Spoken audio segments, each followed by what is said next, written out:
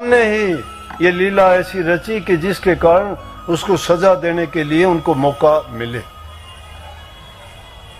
और वो मौका मिला।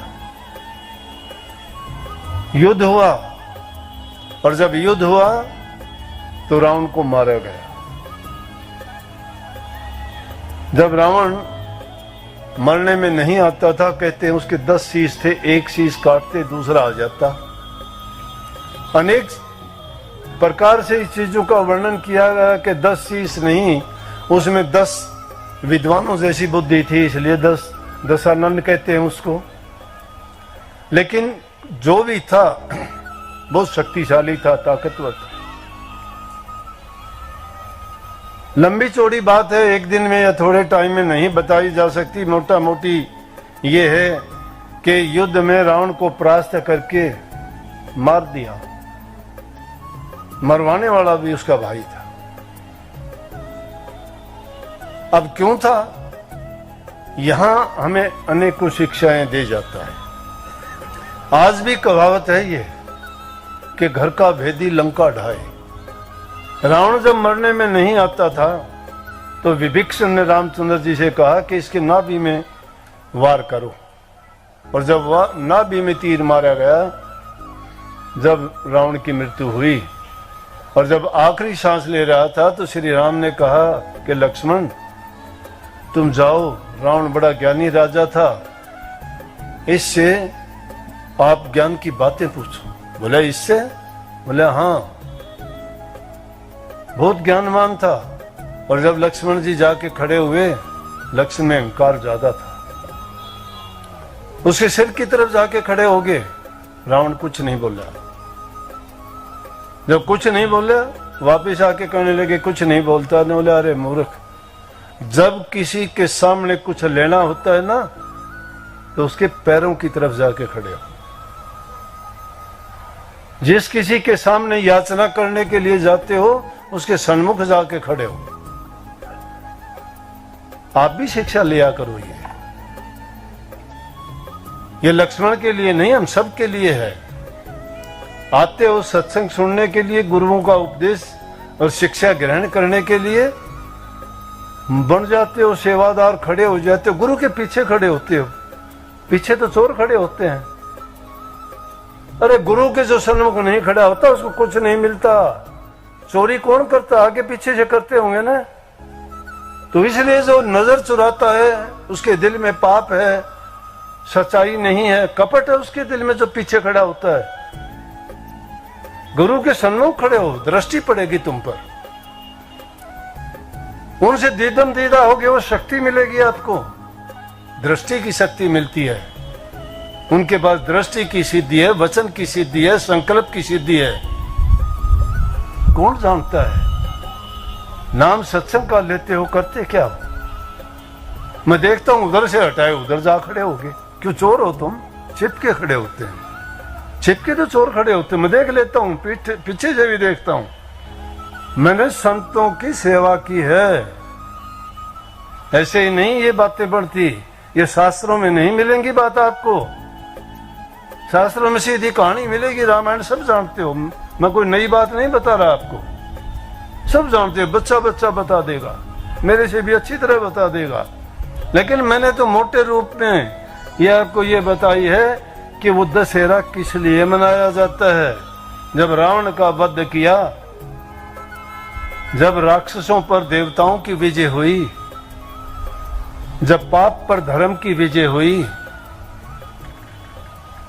जब असत्य पर सत्य की जीत हुई,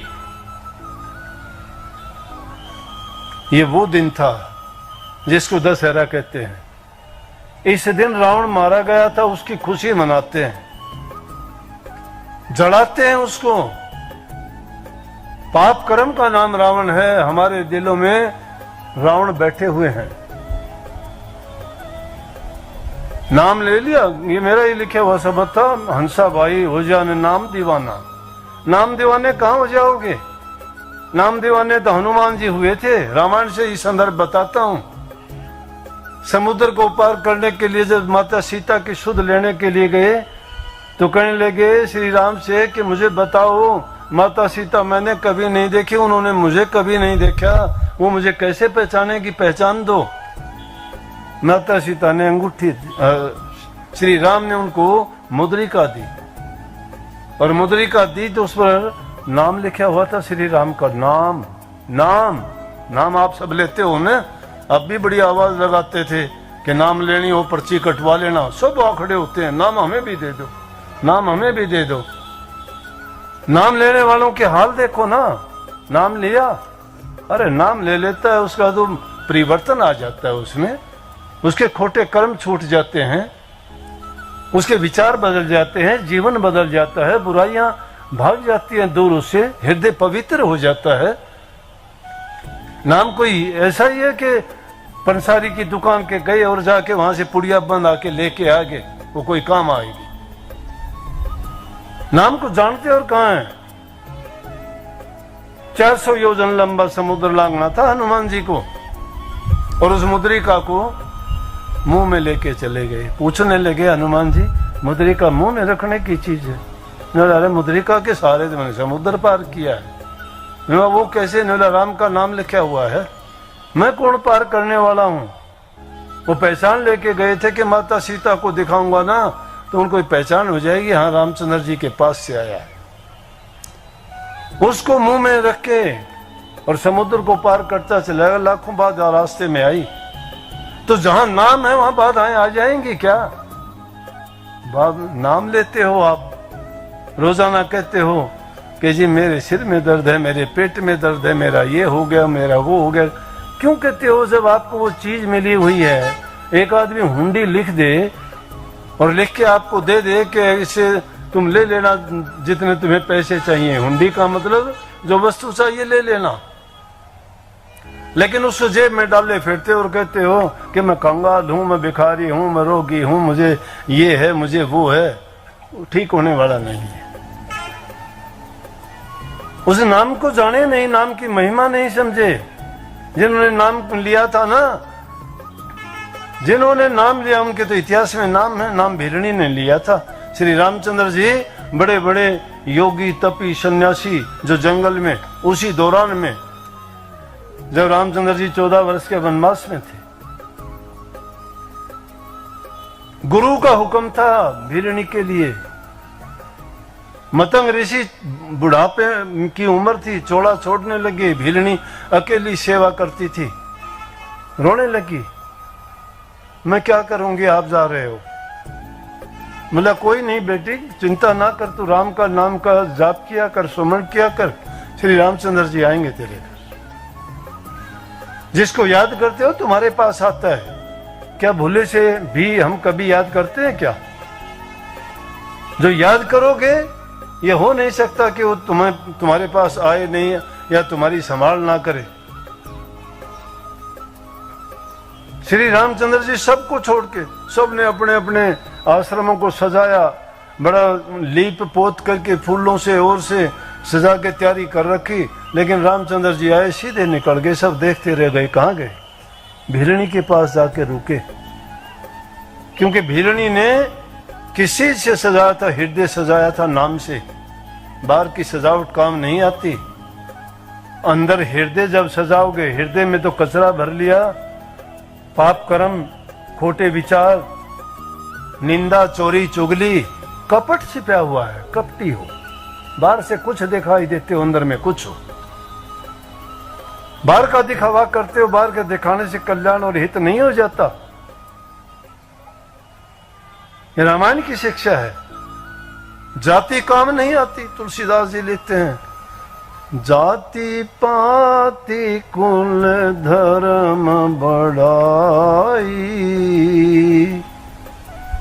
धन बल परिजन गुण चतुराई, भक्तिहीन नर सोहे कैसे, बिन बारिद बादल हो जैसे। बिना जल के जैसे बादल होते हैं। बिना भक्ति के इंसान का जीवन ऐसा है। जाति धर्म कुल बड़ाई परिजन गुण चतुराई ये काम नहीं आते। हम तो इन बातों में बरतते हैं, चतुराई करते हैं, और किसी से नहीं, गुरु से ही करते हैं, मेरे से ही बहुत करते हैं। मन औरों का क्या पता, मत मेरे साथ करते हैं वो बताता हूँ। कभी सोचते हो, वो सोचते हैं कि मूर्ख है, इसको पता नहीं, इनको ये नहीं पता इन्हें 75 साल किस चीज में खोए हैं।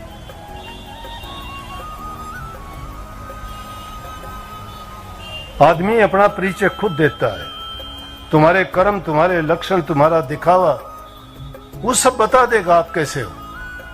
किसी कहने की जरूरत नहीं है। जिसका हृदय पवित्र होगा उसके चेहरे पे आभा बदल जाएगी, तुम्हारा विश्वास जाहिर हो जाएगा, प्रगट, तुम्हारा प्यार प्रकट हो जाएगा, तुम्हारी घृणा नफरत प्रकट हो जाएगी।